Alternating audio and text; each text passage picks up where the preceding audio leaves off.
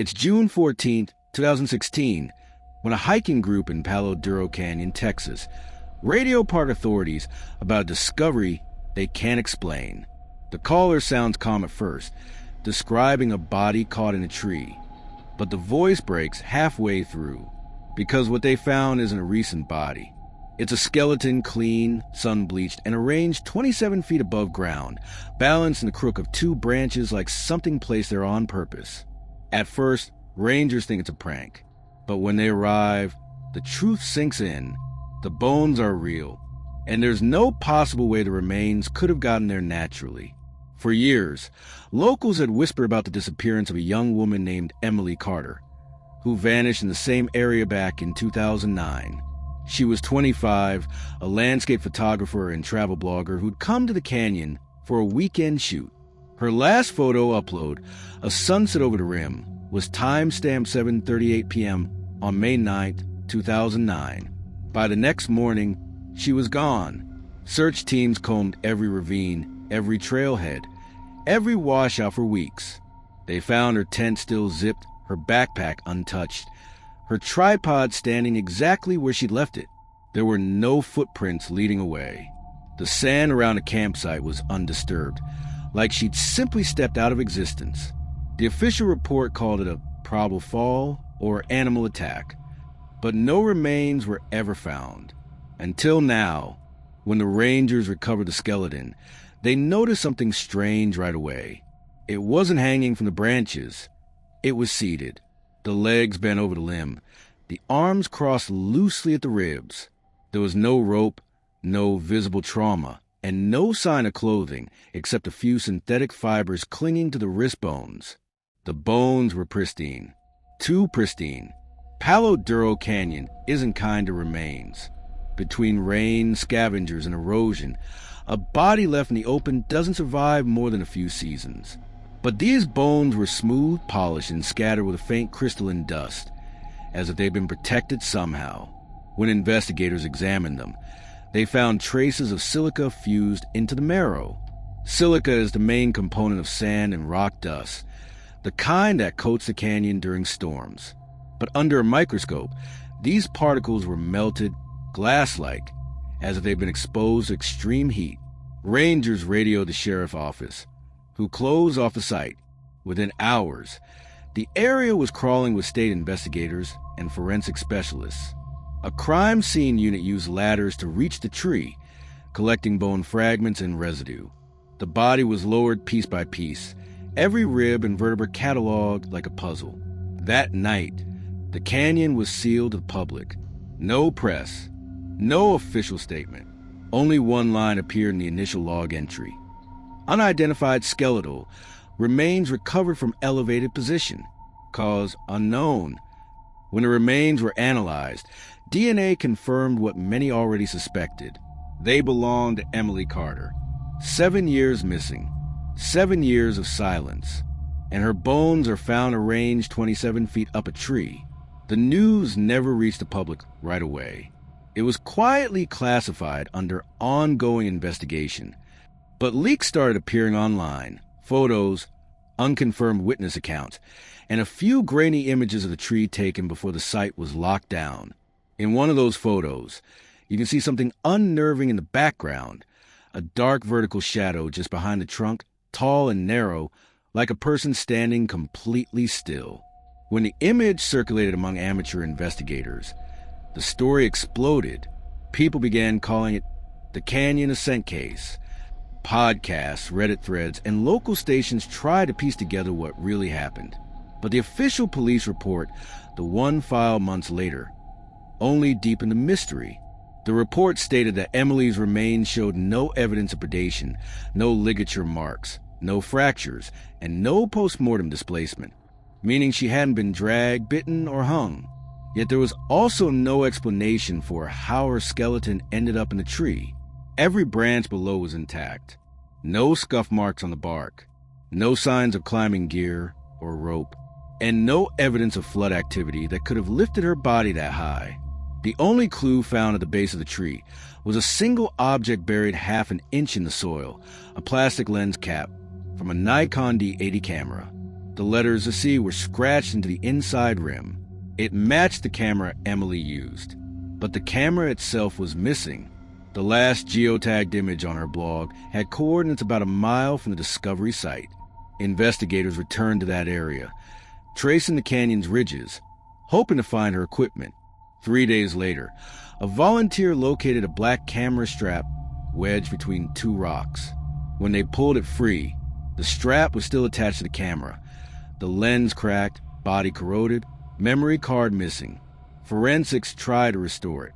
What they found would change the entire direction of the case. The SD card had been removed, but a faint partial fingerprint was pressed along the camera's internal slot. It didn't belong to Emily. It belonged to a man named Mark Hanley, a former wildlife biologist who had worked at Palo Duro Canyon State Park from 2006 to 2010. Hanley had left his job 2 months after Emily's disappearance, citing stress-related illness. When investigators tracked him down, he was living in Amarillo, unemployed, divorced, and mostly off-grid. When asked about Emily Carter, he didn't deny knowing her. He said, quietly, "I told them back then what I saw. They didn't believe me." That statement changed everything. Hanley claimed he'd been assigned to survey the area near Lighthouse Trail the night before Emily vanished. He said he saw someone matching her description walking near the ridge around 8 p.m., long after sunset. He called out to her, but she didn't respond. She was moving slowly, almost like she was carrying something heavy. When his flashlight caught her silhouette, he noticed she wasn't carrying gear. Her arms were stretched upward, as if holding onto something invisible.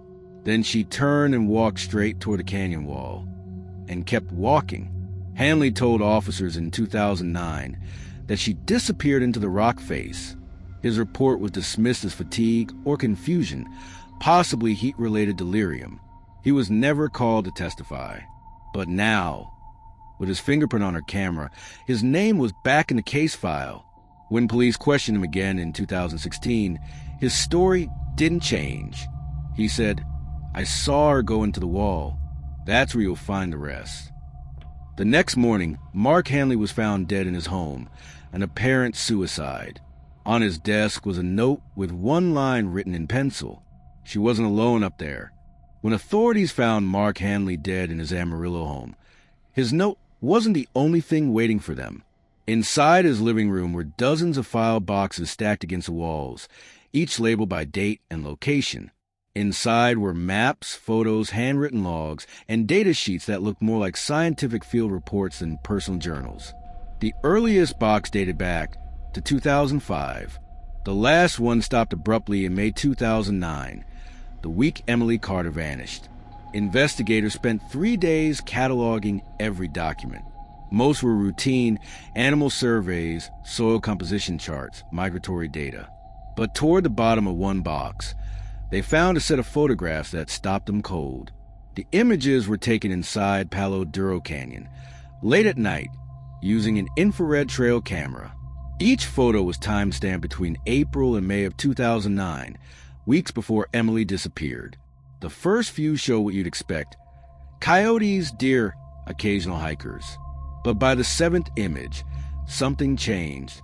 The frame captured a tall, distorted silhouette moving upright along the canyon wall. It was faint, grainy, but undeniably human-shaped. In the next image, taken seconds later, the shape appeared higher, as if climbing. And in the last photo, it was gone. The camera had been triggered again 20 minutes later, but the frame was almost entirely white. The exposure was blown out, as if something incredibly bright had passed directly in front of the lens. When technicians enhanced it, they found a faint outline. 2 figures side by side, one slightly ahead of the other. The metadata on the files confirmed they came from Hanley's assigned survey equipment. It wasn't staged or fabricated, and one of the figures matched Emily's height and build. Hanley's old notebook filled in even more gaps. Across several entries, he described unusual nocturnal light events along the eastern ridge, flashes of static blue light lasting less than a second, often followed by animal disturbances. He wrote about missing trail markers, dead birds found in perfect circles, and an intermittent hum that seemed to come from below ground. One line stood out more than the rest. He wrote, "Sound moves different down here. It doesn't echo, it bends." Investigators forwarded the materials to the Texas Department of Public Safety's Geological Division for analysis. Within days, the department dispatched a small survey team to Palo Duro Canyon. Their official reason was to test for sinkhole activity and potential seismic faults. Unofficially, they were there to determine whether Hanley's claims about the canyon's sound bending had any basis in physics. They began by mapping the eastern ridge, the same stretch where Emily had camped in 2009, and where her skeleton was later found. Using ground-penetrating radar, the team detected several irregular cavities deep below the surface. One of them extended more than 70 feet underground and ran parallel to the canyon wall. But when they tried to send a seismic probe, the readings became unstable, as if something below was distorting the signal. At first, they blamed mineral interference. But one technician, a geophysicist named Dr. Lisa Corbin, noted something impossible. The distortion patterns weren't random. They repeated, a rhythmic fluctuation, 6 seconds apart, like a pulse. She told her supervisor it resembled interference caused by moving water, but there was no underground river in that section of the canyon. Whatever was causing it, she said, was alive or resonant. The next day, their equipment stopped transmitting entirely. When park rangers went to retrieve the instruments, the devices were gone. No footprints, no vehicle tracks, and no sign of human interference.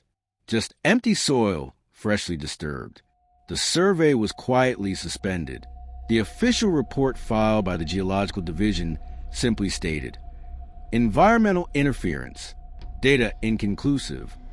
But 2 weeks later, one of the technicians, off the record, emailed a local reporter with a single line. "They told us to stop digging. Not because it was unsafe, because they didn't want to know what was under there." By August 2016, the Palo Duro investigation had become one of the most restricted cases in the region. All documentation related to Emily Carter's discovery was sealed under federal coordination. Even the county coroner's findings were redacted. Still, rumors spread. One anonymous park employee posted online claiming that, during the recovery of Emily's skeleton, investigators have found something embedded in the tree's trunk, a metallic shard fused into wood at chest height, shaped like a blade or splinter. When examined under magnification, it wasn't metal at all. It was glass, and it matched the melted silica found inside Emily's bones. As strange as that sounded, forensic confirmation came months later. Lab results described the substance as amorphous quartz exhibiting non-geological crystallization patterns, meaning it wasn't formed naturally. Something had heated the silica to glass temperature and then cooled it instantly, trapping microscopic air bubbles in a lattice structure.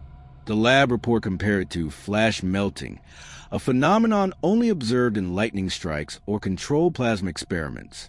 Yet the pattern was too uniform. It was shaped, directed. Investigators began cross-referencing Mark Hanley's old coordinates with historical records of lightning activity. Between 2008 and 2010, that section of the canyon registered exactly 0 strikes.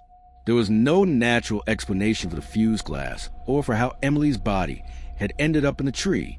When forensic anthropologist Dr. Rachel Lemaire reconstructed the skeleton digitally, she found something even stranger.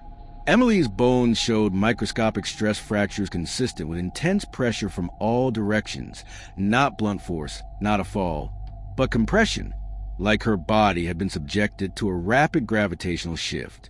She told reporters privately, "It's like she was pulled apart and reassembled somewhere else." That quote never made it to air. Dr. Lemaire retracted it 2 days later, saying she'd been misinterpreted. Her published statement read, "The damage is consistent with post-mortem environmental exposure." But the unedited transcript, obtained later through a leak, showed her hesitation before that line. She paused for 6 seconds and said softly, "If she was lifted, It wasn't by hands. Meanwhile, amateur researchers and local residents began linking the Palo Duro case to older disappearances in the area. Over the past 40 years, at least 12 people had gone missing near the same section canyon, most without trace. Hikers, campers, even a park ranger in 1983 whose radio was found fused to a rock face. Each report described strange lights, distorted sound, and electrical interference. None were ever solved. By the fall of 2016, the story had grown too large to contain. The FBI publicly denied involvement, yet several unmarked vehicles were seen entering the park after midnight for weeks. Witnesses described hearing deep mechanical noises echoing from the cliffs, followed by silence that felt too heavy to breathe. In October, a journalist named Ethan Ward published an article in the Amarillo Tribune titled "The Canyon That Watches." He claimed to have obtained fragments of the original 2009 ranger logs that had been deleted from official archives. In those logs, Mark Hanley had written a final entry dated May 9th, the night Emily vanished. It read, "Heard the hum again. 22:14 hours. Can't tell if it's below or above. Found her tent empty. Camera still recording. She's standing at the edge. Hands up. Don't think she can hear me. The wall is moving." That sentence, "the wall is moving," became the center of everything. What did he mean? Was it a figure of speech, or had he seen something physically shift? No one could ask him now. His death left only theories and fragments. But one detail in his final report matched something recovered years later. He wrote about a hum that came every 6 seconds. The same pattern detected by Dr. Corbin's seismic probe. After that connection was made public, the Geological Division officially withdrew from the case. Their final statement read, "The phenomenon does not fall within our investigative scope." Unofficially, several members of the team later said their data had been seized by federal environmental auditors. The canyon was closed to the public that winter due to erosion risk, but people still snuck in. Campers, photographers, curiosity seekers. One of them, a drone operator named Tyler McLean, uploaded footage to a private forum in December 2016. The clip was short, only 34 seconds, but it showed the area around the recovery site. In the footage, the tree where Emily's skeleton had been found was now stripped bare, its bark blackened, its trunk hollowed out like it had been burned from the inside. As the drone circled, a faint shimmer appeared near the ridge, like heat distortion on asphalt. Then the feed cut out. McLean's account was deleted 2 days later. No one has seen him since. By early 2017, the official narrative collapsed under its own contradictions. Emily Carter's cause of death was listed as environmental exposure. Mark Hanley's was suicide, and the Palo Duro Canyon incident was quietly categorized as closed due to hazardous conditions. But among those who had worked the case, rangers, scientists, even investigators, none of them believed it was over, because buried in Hanley's final box of notes was one more photograph, one that didn't fit anywhere in the timeline. It showed the same section of canyon from a high angle, possibly taken by drone. In the lower corner, 2 figures stood beside a large, pale structure half hidden by shadow.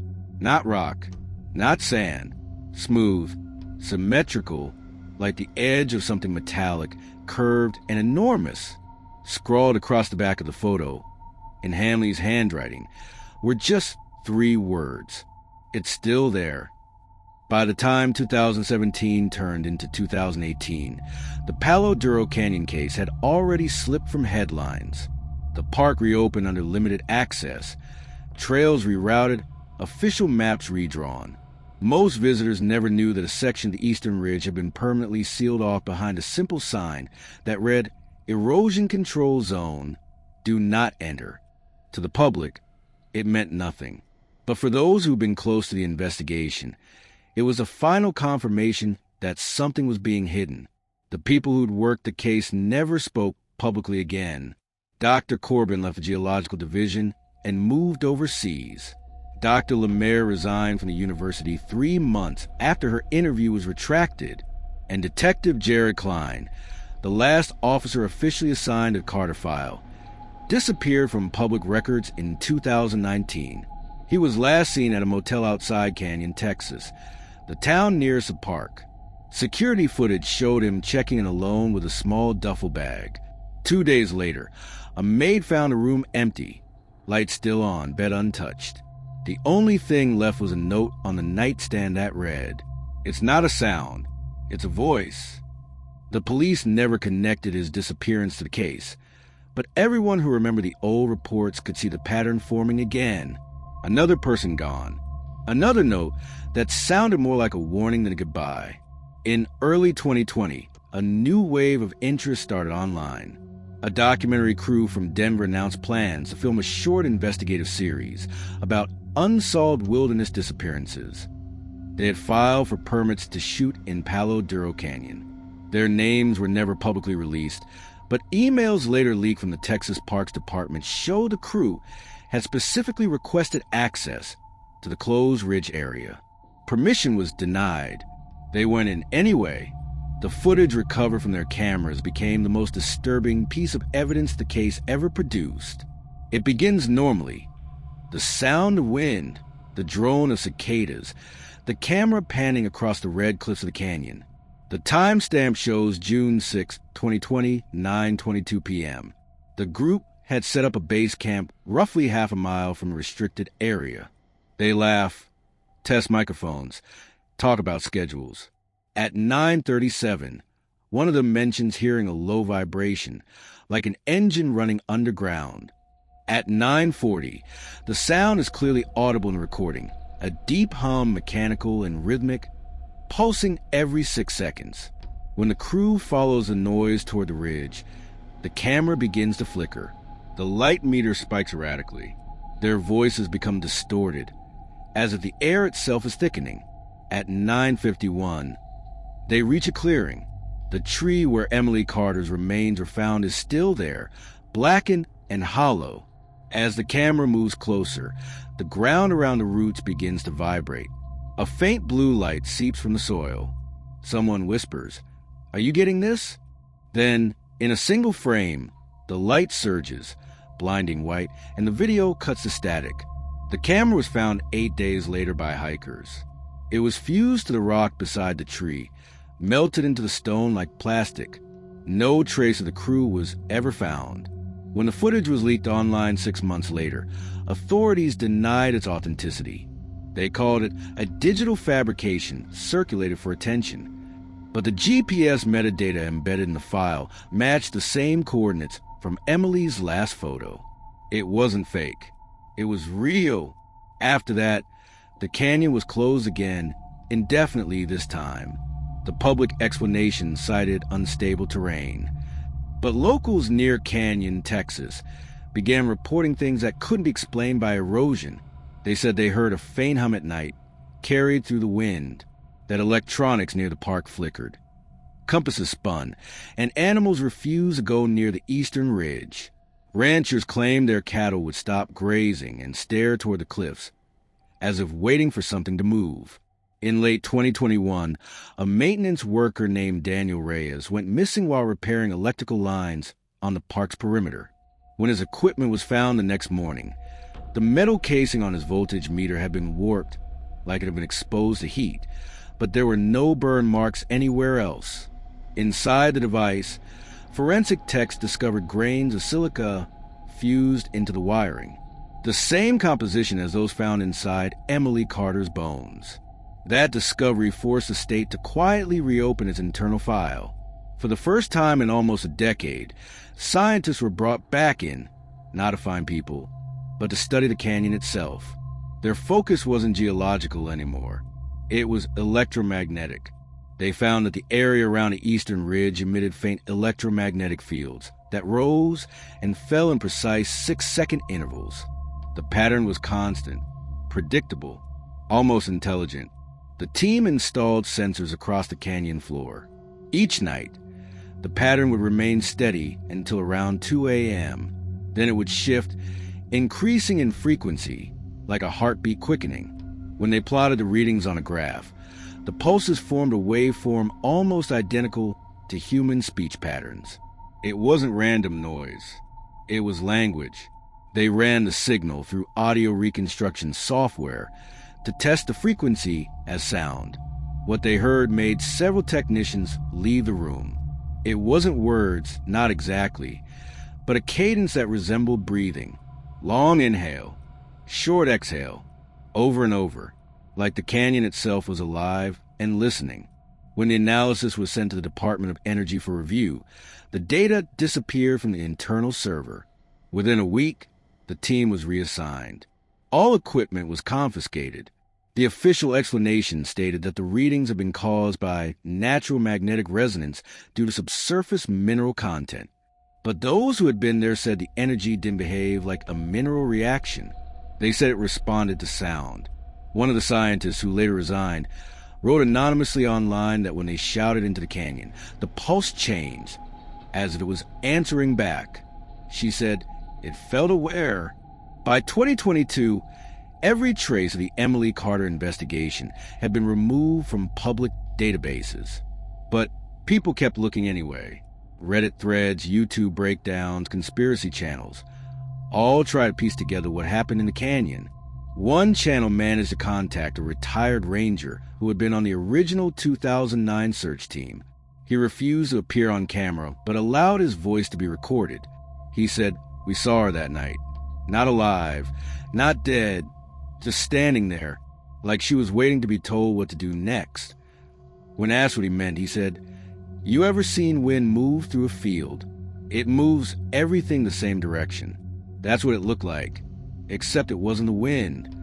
His statement was dismissed as trauma-induced hallucination, but it matched an overlooked detail from Mark Hanley's early logs. The one where he wrote, "She's standing at the edge, hands up.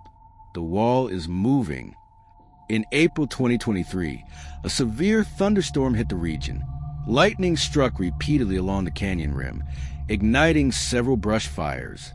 When emergency crews arrived, they found something buried where the tree once stood, a metal structure protruding from the soil, blackened but intact.